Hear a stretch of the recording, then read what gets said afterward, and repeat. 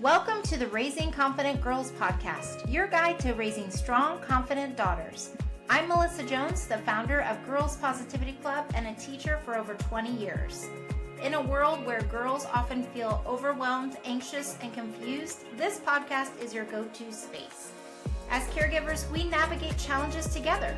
I founded Girls Positivity Club to provide a place where you belong and get the tools to face today's hurdles. Consider this your regular check-in with a trusted friend, offering insights and practical tips for meaningful conversations.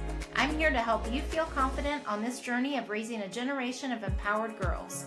Let's dive in and raise those confident girls together. Hi, everybody, and welcome back to Raising Confident Girls. I am Melissa Jones, your host and the founder of Girls Positivity Club, and I'm so happy you're here today because we have a really good topic. Like I say all the time, they're all, I think, good, relevant topics, but this one is called How to Help Your Daughter Build a Strong, Supportive Friendship Network. And I'm calling it a network because girls need more than one group of friends. And I think there's such a misconception about having a best friend and sticking to your core group of people. And although that's really supportive and lovely, when challenges arise or when your daughter's interests change or as she's growing in new ways, it's totally normal for her to want to be involved with other people and making sure that she has more of a network of friends. And it doesn't mean that she has to have hundreds of friends or anything like that, but just different groups. And we're going to talk about the benefits of that today. Before we get too deep into the episode, I wanted to remind you that we have a PDF that is included in the show notes. If you didn't notice that already, we have a PDF of all the tips, because one of the things that I heard from a lot of you is that I even heard of some parents reaching out, talking about how they write the tips down. They're like grabbing a piece of, a receipt or a spare scrap of paper when they're driving or something like that, when they get to a stoplight, of course, or voice noting themselves about the tips. And I started thinking, how can I make this easier for parents, caregivers, our community as a podcast to get these tips in an easy to use format? So there is a PDF that is included in every episode, and it's in the show notes. Or if you are on our email list, you'll notice that each week when we send out the podcast episode email and all the tips and why we're doing each episode and all those things, there is an attachment that is a PDF for you that is a checklist of, or just a reminder of the tips so that you don't have to write them down yourself. It's already there for you.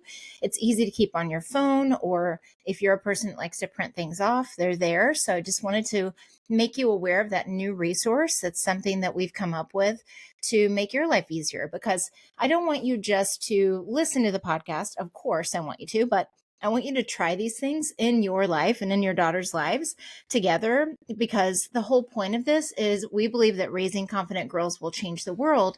And also we believe in building that strong bond between you and the girls in your life. And I think that this will be one way that we could make it easier for you to implement these tips in real life. So if you didn't know that, now you do, and you can feel free to share this with other parents and caregivers of girls that you think it would help. And I would love to have you on our email list. I do send very intentional emails that are tips and tools and newsletters and things that you can use.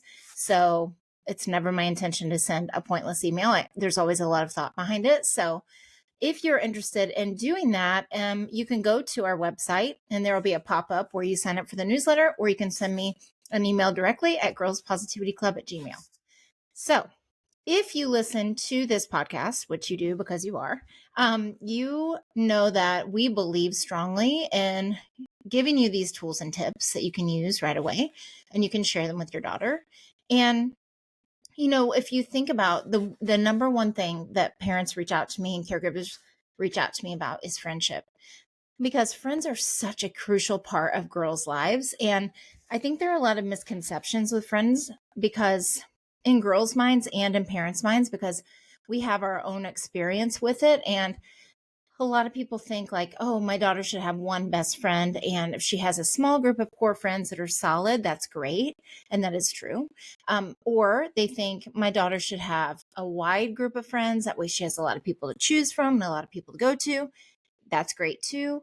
So obviously, friend groups depend on your daughter's personality. If she's very, very introverted, she's probably not going to have a wide net of friends. But what she can have is several different groups of friends that are more diverse in different areas of her life. So, sometimes what happens is, and the parents that reach out to me, it's like friends can outgrow each other or they can discover new friends. And that can create a whole dynamic of, do I still fit with these people? Are these my true friends? And even when they reach out and make new friends in other areas of their life, it also doesn't mean that they have to abandon their original friend group or their best friend or something like that. Or I believe in the idea that you can have a lot of close friends. It doesn't have to be one best friend. You put all of your eggs in one basket and then they find a new interest and they start meeting new friends. And then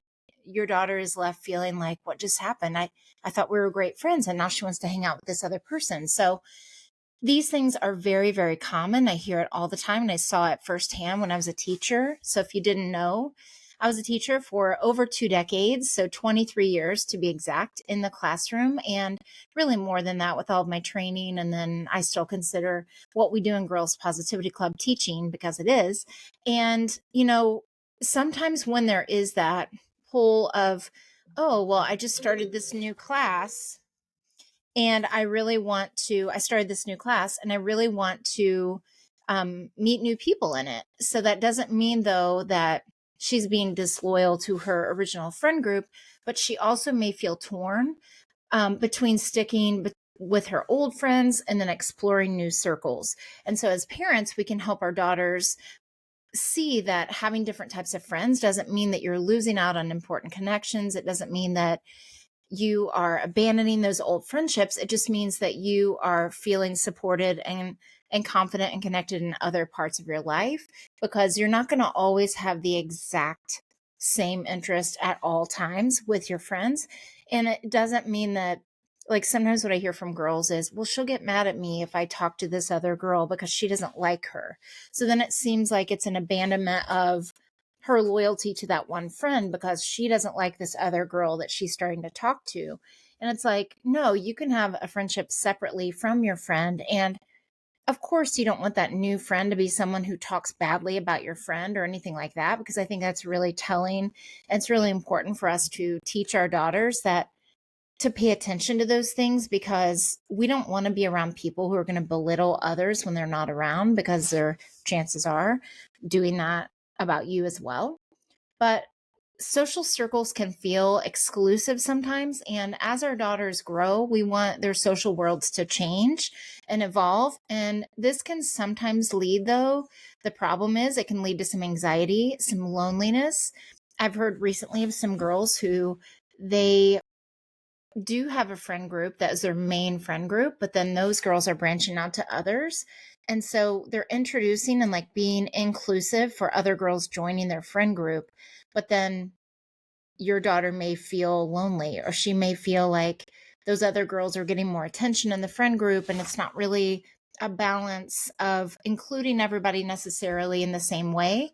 And there can be this fear of being left behind or abandoned. I hear this all the time, is when I ask girls, like, do you talk to your friends about these things or tell them how you're feeling, saying things like, I feel left out, I feel like we're not talking as much.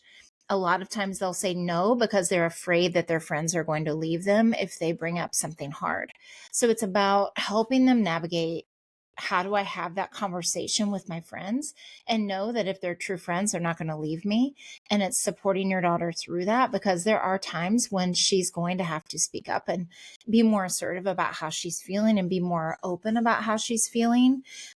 And this could also be that another one of her friends has found a new social group, and it's all about the communication, and it's about supporting your daughter through you communicating with her, and then also her communicating with them how she's feeling as well, so that she feels supported on both sides. And an issue can arise sometimes where she has to fit in with only one group, which limits her chances to meeting new people, sharing her interests, her values, her passions. And if the friendships she holds on to, like I said, become one sided, or they sometimes can get possessive where they're like, well, if you talk to her, then you're not our friend anymore. Or why are you hanging out with that group all of a sudden? We thought you were sitting with us. And so it's that back and forth of how do you have multiple friend groups, or how do you branch out to where you have more of a network of friend groups? And do you hang out with the same group in school, and then you have other outside networks that are your outside interest, or how does she navigate all of that? So it can actually be quite complex, but really it's all about her coming back to who she is and who she wants to surround herself with. And I've talked about this all the time with the girls, and I've said this on the podcast, but it's like, who are the people that make you feel good when you're around them? Doesn't mean that it has to be perfect. It doesn't mean you never have conflict. It doesn't mean that you never have differing opinions, but who are the people that you feel good around? You help them feel good. They're your supporters, your cheerleaders. They're not jealous when something good happens for you. And they're really more of a fountain type of friend. They make you feel really good and really expansive and supported and cared for and all those things, while also letting you have your own individuality within the friend group and your own voice. And I know that sounds quite complex, but I mean, I'm sure that you have had people that you just feel really connected to, and then others where there's that kind of lack of trust, or you're like, I don't know if they're quite right for me. And so having more choices and options are really good strategies for your daughter, and also keeping that open communication with her, like I said, between you and her. And so one thing that you can do is encourage her to have a variety of activities. So even if your daughter is really into one thing, she's not one dimensional. She's going to have other interests, other places that she goes. And even if you're like, well, my daughter's a homebody, she just likes to stay at home mostly and do her thing in this way, and she goes to this one practice and that's it, she still can have different friend groups with her school, with her home and where you live, and then even within your family group, and cousins and things like that. Because I don't know, I think for me, my cousins were my friends growing up as well. So there are those groups. And so maybe it is her branching out and trying a new club. Maybe it's her trying a new sports team. Maybe it's trying a new hobby. Even if she's not sure if she'll be good at it, it's really important that she tries it. Like one summer, I tried sewing class, and it's not that all of a sudden I became a fashion designer or a seamstress or I made that my career, but it was one thing that I really love that my mom had me do, because she wanted me to be able to express myself in new ways and try something new. And it was out of my comfort zone for sure, but I did meet people, and I didn't develop deep friendships, but I did feel a sense of belonging when I was there, because of the activity. So we were all doing the same thing. We were all in it together. And although I didn't form any lifelong friendships out of it, we had a common interest and we were friendly when we were in class. And so really by having her in a variety of activities, it's branching her out and helping her, even if she tries a club, helping her know, like, what do I not like? What do I like? What am I looking for in an activity, in a club, in a community?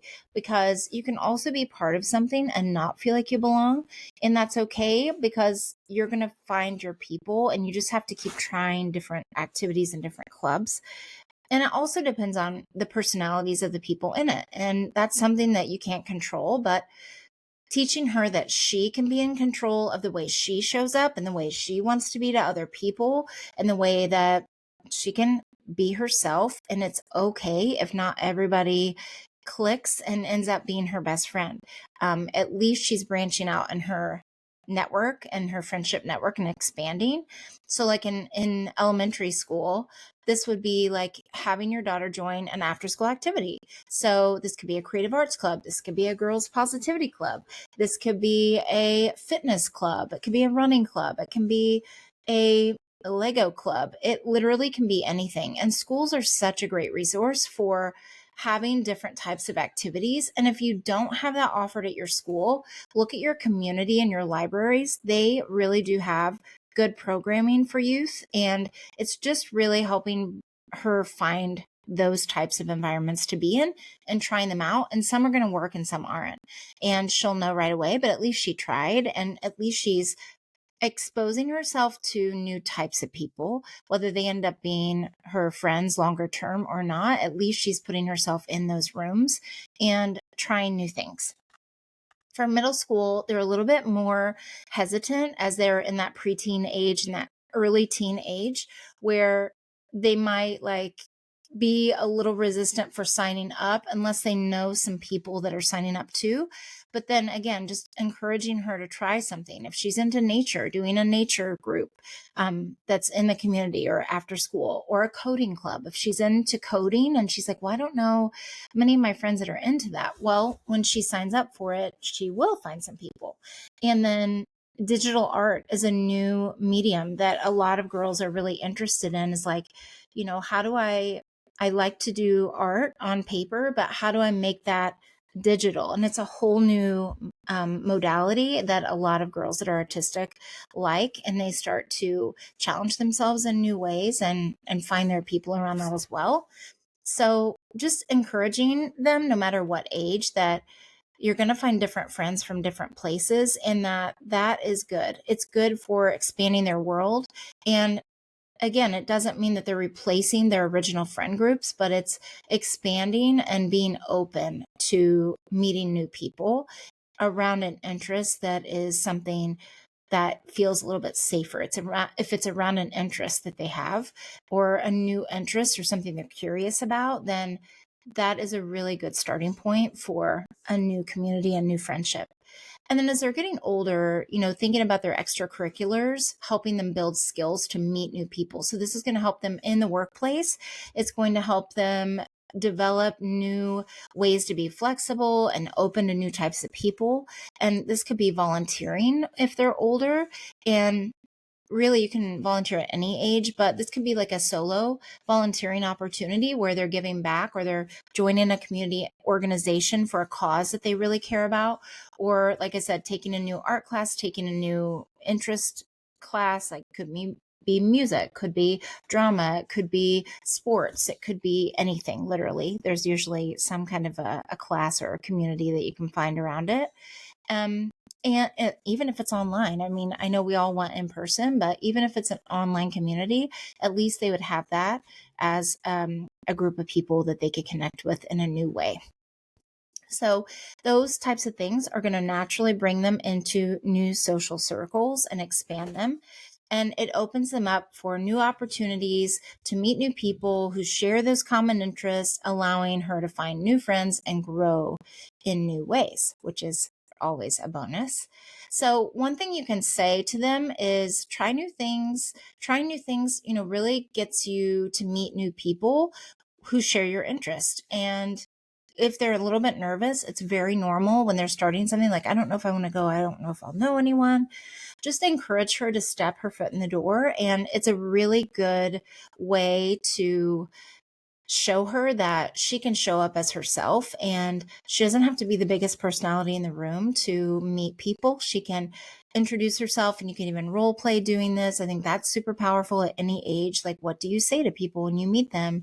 And you don't have to tell them your life story. You just start with an opener like this, like, hi, my name's Annabelle, and I'm happy to be here. And, I'm excited to learn about anime or whatever it would be. So, or cooking. It could be a cooking class. It could be literally anything.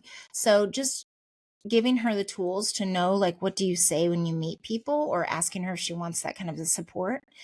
And then the second thing you can do is model inclusive friendships. So your daughter is, no matter what age they are, they're always watching us, and that can be good and not good because they see our flaws and everything. And I think that actually is good because they see that we're not perfect. And at the same time, we're modeling how we engage with others. So I know for myself, I always make sure that I am intentional about talking to the clerk at the store. I hold doors open for people. And I don't do this for attention, or I don't do it because I'm I'm intentionally trying to show kids what kind of person I am. It just becomes part of what you do.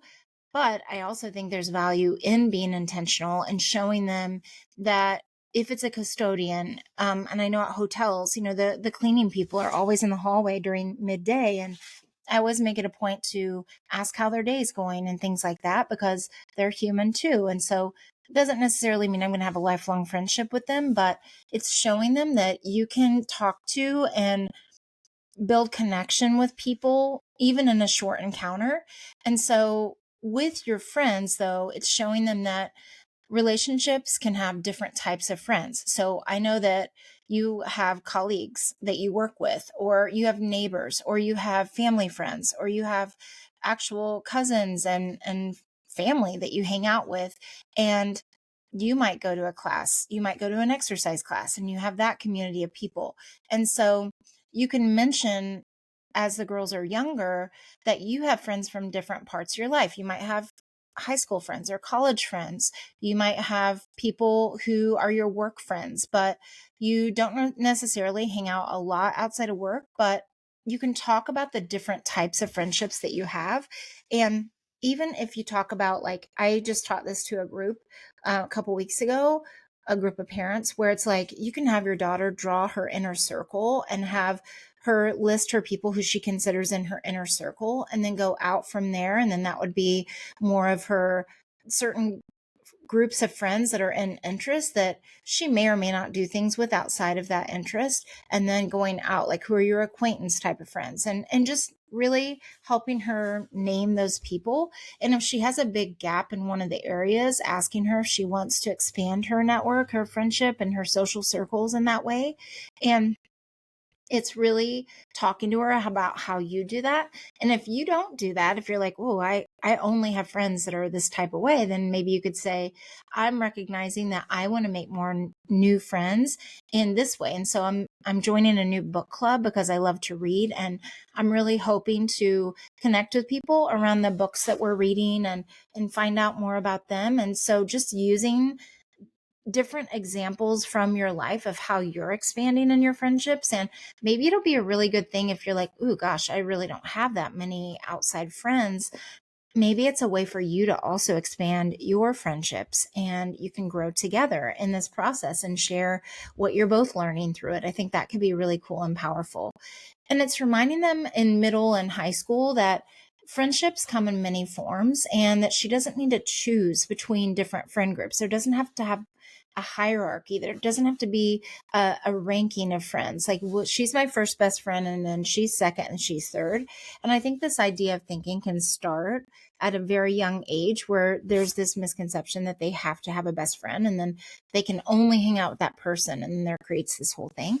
So it's just, as they're getting older too, showing them again that the diversity in your friends and the types of different people that you hang out with really can deepen your relationships, and the people that you surround yourself are really important. So I know I have BMX friends, and my BMX friends are different because they're my son's in my son's community. And so those are friends that are very different, but some of those have deepened. Like, I have two really good friends who we've really deepened our friendships, and we've gone beyond just being friends at the track.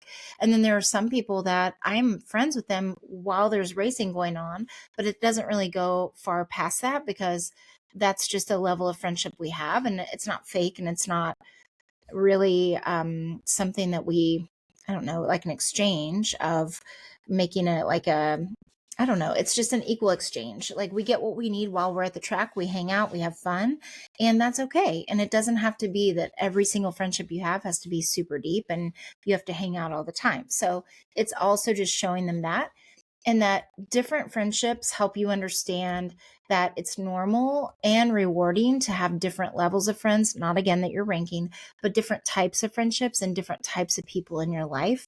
And it really adds something to who you are and expands you as well. Talking to her about that in her life and in your life. And so you can say something like, I think that we could really expand the types of people that we're hanging out with. What do you think? Like if she's expressed interest in this. And then like also if there have been kind of some things that have come up in her own friend group where there's been some drama or there's been some exclusion, you can ask her, do you want to just be in this friend group or do you want to expand a little bit? Or how could we expand? So it's opening those conversations. And then the third thing is encouraging those play dates beyond her besties. So again, it's not putting all of her eggs in one basket. And yes, of course, you're going to have one or two friends that you may be closer with, and that's totally good.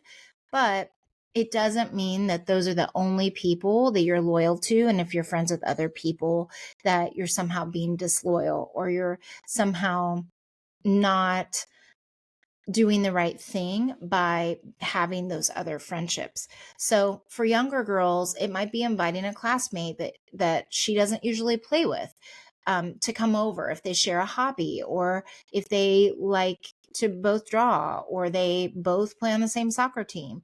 And it's like, hey, how about you invite your friend so-and-so over and you guys can hang out and play this weekend. And again, it doesn't mean that this has to develop into a huge friendship and there's a lot of pressure around it. It can just be a light hangout and a light play date. And then you just see where it goes and just putting those parameters around it. Like I'm not forcing you because of any other reason besides I know you said you wanted to hang out with some new people. So here's one way we can do that. And just in middle school and high school, especially showing her that it's okay to expand your circle. Like, why not invite this person to to a movie night? I know you mentioned Angela in class, and I know that you have been wanting to somehow do something with her outside of school. What about a movie night? What if you invited her over and, do you think you both like the same kind of movies, or do you think that would be something you could do? Because sometimes a movie night can be low pressure and there's still talking that happens. And it's also choosing the movie together and like the snacks and all that stuff that can make it fun.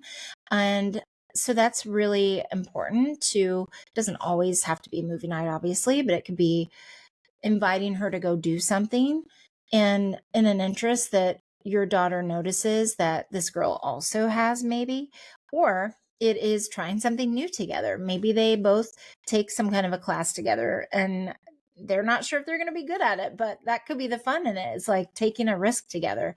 Maybe they go hiking together. Maybe they go for a bike ride. Maybe they try a splatter art class and they've never done it before, or cookies and canvas or something like that. So it's encouraging, even as they're getting older, maybe a study group and they're getting together and their common interest is they all want to do well on the test and they are talking and laughing and having time to also just be together besides it be so rigid around the studying. Yes, of course they should study, but it's maybe like coming together and doing a common goal together. So even if it's they're in a play or they're dancers together, maybe it's coming over and practicing and rehearsing together. And then maybe building some time around it to where they can have some downtime before or after to just get to know each other and hang out and maybe have a snack or something. So you can, like I said, just encourage her and be like, why don't you invite so-and-so over this weekend? Or would you like to host a study group? Or would you like to, whatever? And it's really just helping her see that that is totally possible. And that's a way to go beyond just her immediate best friend. And she can also include her best friend if she wants to, and making sure that she's communicating with her that this isn't a replacement. This is just expanding and trying to meet new people as well. And hopefully her best friend can relate to that really well and takes it like, oh, good. Yeah, I'd like to meet new people too. The next one is to praise that social courage. So anytime you see her stepping out of her comfort zone, especially if she has some anxiety around it, that is such a good thing, is noticing, praising her, like, oh, I really noticed that you said hi to that person or you included them, trying to make new friends. Like, I noticed that you were trying to start a conversation with that person. Even if it didn't go well, at least praising their effort so that they don't always feel like that it's a fail if a friendship doesn't develop from it. And then for some new girls, it might be, for a younger girl, it could be inviting a new girl to play with them at recess. It can be inviting them to try an activity with them, even if it's at the park. And you could say something like, "Oh, I saw you talking to so and so today.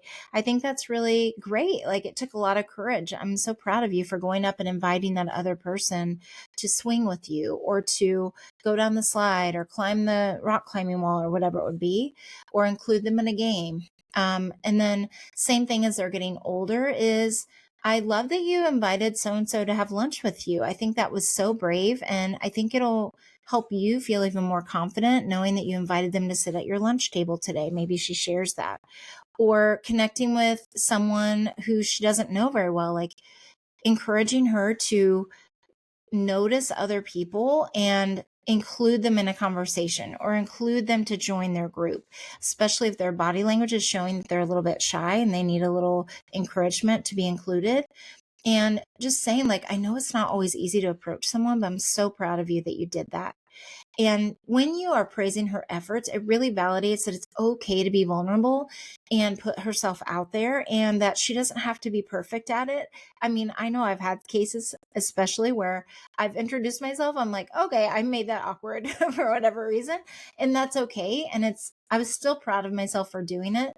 And most of the time, it ends up turning out really well anyway, because at least you put yourself out there, you met a new person, and even if you didn't say the perfect thing, you still are expanding and growing in new ways and meeting new people, which is huge, especially as you're growing up and you're trying to figure out who you are. And I think we're all doing that, right? We're all trying to figure out who we are and who we want to be and who we want to show up as. And each version of ourselves is different. And even though we're the core of like who we are, obviously we want to be ourselves, but I think anytime you're trying something new, or you're doing a new interest, or you're trying to expand and meet new people, you are stepping up as a brave version of who you used to be.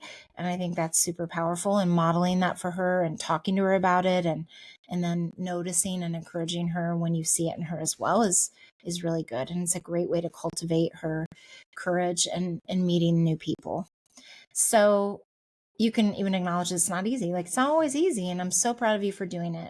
So it's helping her see the value in new friendships, reminding her that it's okay to have friends for different reasons, and that you're not being disloyal to other friends, and that a friendship based on interest doesn't need to be the same as one based on emotional support. There are going to be people that you love to do activities with, and then there are going to be those people that I call your 4 a.m. friends. I forget where I heard it, but maybe Mel Robbins or somebody said it's a friend you could call at 4 a.m. if you needed to, and they would answer. It's like that person that you could call or text or reach out to anytime, and they would be there for you. That's very different than maybe somebody you go to an art class with, and that's okay. You don't always have to have the same level of friendship with every person you meet. And it's just making sure that they know that, and saying things like, I know you have different friends who enjoy different activities, and that's perfectly okay. And it's talking about that they don't have to be on an equal level of friendship to have different friends, and that you can always branch out and meet new people. And it doesn't mean you're replacing your old friends or trying to go deep with someone that it may feel forced with. Like, it's okay. And also sometimes friendships can take time to develop, and that's okay too. So you can say something like, just because you're friends with someone for one reason, it doesn't mean that you can't have other friends doing other things. It's all about meeting new people. And even if that's out of her comfort zone, it's okay to do it in baby steps as well. So what this is going to do for your daughter is it's going to help her feel empowered by giving her confidence to build a variety of friendships, learning that she can be valued for who she is as an individual, and she can value that in other girls as well, and boys. She can have boy friendships too. And it's going to give her stronger social skills, and it's going to let her be more flexible in her friendships and really increase that confidence. Even if it doesn't go perfectly all the time, it's still going to give her so much confidence in knowing that she can do it.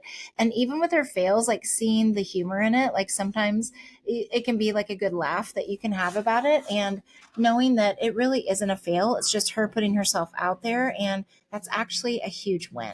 So we want to increase that confidence with meeting friends. It's so important, and developing new friendships, and knowing that it's okay if friends change and they're there for you in one time of your life, and then maybe that friend group isn't there longer term, and that's perfectly fine. So I want to encourage you to try one of these strategies with your daughter. Let me know how it goes. And if it's meeting a new friend, if it's stepping out of her comfort zone, if it's celebrating unique friendships, small steps lead to that bigger growth in her social awareness and her social interactions with people, and the way she builds friendships along the way while she's growing up. So just talk with her about it. Ask her, check in with her about how she feels about her friendships. And I think that it really is going to be surprising, some of the things that she might tell you, because it's going to show her what she believes about friendships. And it'll also tell you if she wants to expand her friendship group, and it can help support her in that process, and also give you the tools to know how to talk to her about it and how to support her through it. So I hope this is helpful today. And I love to hear from you. The best compliment you can give is to share this podcast with someone it could help. And until next time, keep raising those confident girls who are growing their friendships, and you do the same thing so that you are expanding your friendship group as well. And I hope you have a great week, and I'll see you next time. Thanks for joining another empowering episode of the Raising Confident Girls podcast. Share today's insights with caregivers and friends, building beautiful relationships with strong girls. Hit subscribe so you never miss an episode. We're not just a podcast, we're a community. Follow Girls Positivity Club on social media for more empowering content on Instagram, Facebook, TikTok, and YouTube. This podcast empowers you, supporting incredible girls. Let's create strong, beautiful relationships with the girls in our lives. I appreciate you listening today. Stay confident, stay connected. Until next time, keep raising those confident girls. You've got this.